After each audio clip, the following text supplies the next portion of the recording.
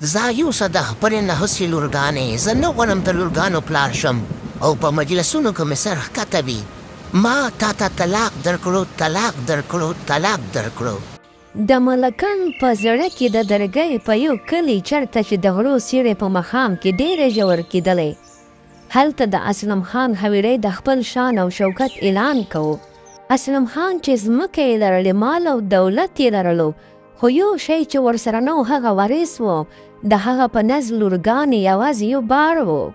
هغه د ګلانو د غوړېدو نه وړاندې د هغوی مړولو قایل و. زینب چې د یوې غریبې کورنۍ لور وه، کله چې د اسلم په نکاح کې راغله نو داسې ورته ښکاره شول چې بخت یې ویښ شوی. خو ډېر زر پته ورته ولګېده چې هغه په دې حویلۍ کې د ملکې په څېر نه، بلکې د زوی پیدا کولو د ماشین په څېر راغلې ده. کله چې لومړی لور مریم پیدا شو، اسلم تر 3 ورځو پورې ډوډۍ نه وخوړله. کله چې دویمه لور هانیه راغله نو په زینب یې لاس پورته کول شروع کړل.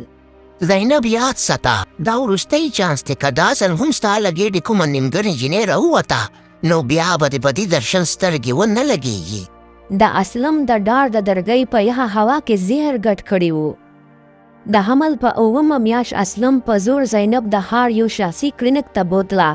هلته چې کله ډاکټر وویل چې دا ځل هم جینۍ ده، نو اسلم په تندي باندې رګونه لکه د حمار غوندې راووتل. په لاره کې هغه خاموش و، خو د همیشې د لوی طوفان نښه وه. همهغه شپه کله چې د ملکانو په غرو باندې تورې وریځې راغلې وې او سخت باران و، اسلم د زینب لاس ونیو او دکه یې ورکړه، له حویلۍ ګېټه یې بهر وغورځوله. زه یوسه د خپلې نهسې لورګانې، زه نه غواړم د لورګانو پلار شم او په مجلسونو کې مې سر ښکته وي. ما تا ته طلاق درکړو، طلاق درکړو، طلاق درکړو. زینب چې په غېږ کې 2 کلنه هانیه وه او په لاس کې د 4 کلنې مریم لاس هلته په هټو کې راپرېوته. د هغې په نس کې موجودې دریمې ماشومې هم شاید د دنیا بېحسي هڅې کړې وه، هغه هلته ساه ورکړه. د زینب د مړتوب یوه برخه مړه شوه، خو د مریم او هانیې لپاره ورته ژوند پاتې کېدل پکار و. زینب د خپل ورور کور ته لاړه، خو هلته هم فضا بدله وه. هورې، موږ خپله په فا کې یو، ستا د ورور په مزدورۍ زموږ ګرده نه مړېږي. موږ د 3 واره چرته وساتو. د ورېندارې پیغورونه د زینب زړه زخمي کړو. هغې هوډ وکړو چې هرات به نه غواړي بلکې مزدوري به کوي. هغې د درګۍ په یوه څنډه کې یوه نړېدلې کوټه په کرایه ونیوله. ټوله ورځ به یې د خلکو په کورونو کې لوښي او کالي وینځل او ماښام به یې چې کومې 100 روپۍ ګټلې په هغې به یې 9 کیلو اوړه اخیستل. کله کله به مریم پوښتنه کوله، مورې آیا پلار مونږ نه یادوي؟ زینب سره ځواب نه و. هغې به یوازې د مریم په سر لاس واچوه او په زړو کتابونو کې به ورته د ټکو پیژنګلو شروع کړه. هغې ته پته وه چې یوازې تنیم د هغې لورګانې له دې ذلت څخه ایستلی شي. وخت سخت و، خو امتحان لا پاتې و. د دسمبر یوه داسې شپه راغله چې مریم ته سخته تبه شوه، سینه یې ډېره تیزه شوه. زینب د کلي حکیم ته منډه کړه، خو هغه پیسې وغوښتلې. زینب د خپلې ملکینې مخې ته جولۍ وغوړوله.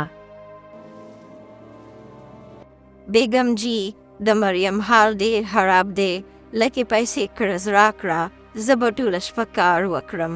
ملکینې په کبر سره وویل، تاسو خلک هره ورځ نوې بهانې جوړوئ، زه له دې ځایه په کار پام کوه. د مریم حال نور هم خراب شو. زینب هغه په اوږه واچوله او د اسلم حویلۍ ته ورسېده. هلته د اسلم د نوي زوی د پیدا کېدو جشن و. ډولونه وهل کېدل او خلکو نڅا کوله. زینب په ګېټ سر ووهو. اسلم د خدای لپاره بهر راوځه، ستا مریم وروستو سرنانې اغلي. خو د اسلم غرور هغه بهر ته پرې نهدو. ګارډ زینب ته دکه ورکړه او هغه په سړک راپرېوته. مریم د مور سترګو ته وکتل، شونډې یې وخوځېدې. مورې ما ته ګوډۍ نه ده پکار. بس او د مریم معصوم وجود یخ شو. د مریم تر ښخولو وروسته زینب یوه نوې ښځه شوې وه.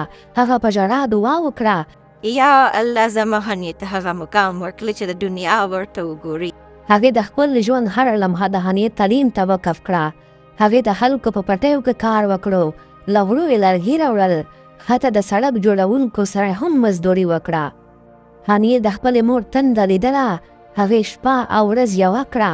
هغه به له مکتب څخه راتلله، د مور سره به یې ګنډلو کې مرسته کوله، شپه به یې د ډیوې رڼا ته سبق وایو.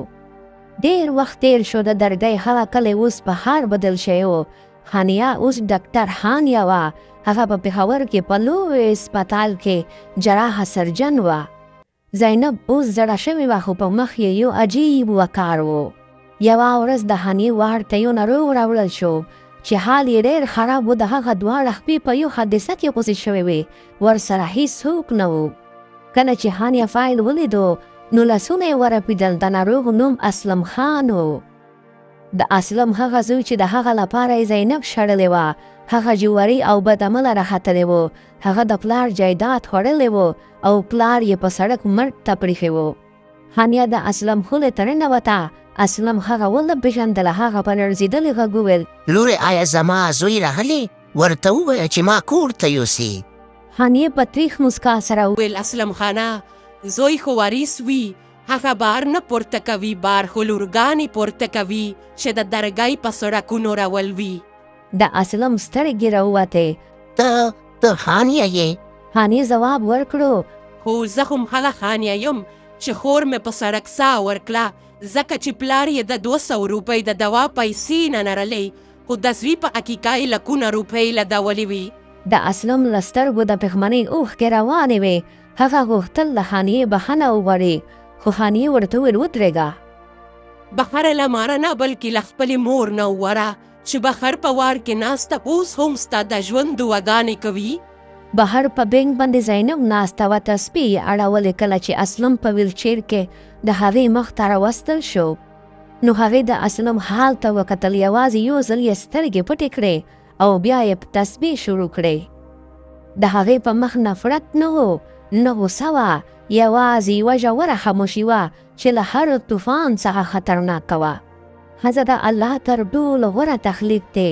هغه کمزورې ګڼل د کائنات توهین دی. زمن ورسان کیدی شي، خو لورګانې هغه رحمت دی چې په آخرت کې ستاسو تکیه ګرځي.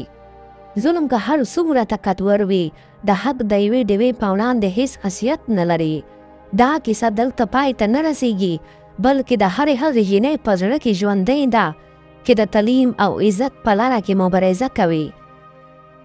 په آخره کې که تاسو هم داسې کارټون جوړول غواړئ نو ایباوډ کې زما نمبر لیکلی شوی دی، ما سره رابطه کولی شي. بالکل اسانه طریقه ده. کورس به هم درته میلاو شي، مکمل A to Z په ویډیو صورت کې به درته میلاو شي. بالکل اسانه دی. که بیا هم نه پوهیږئ نو ما کنټیکټ نمبر هم شته دی.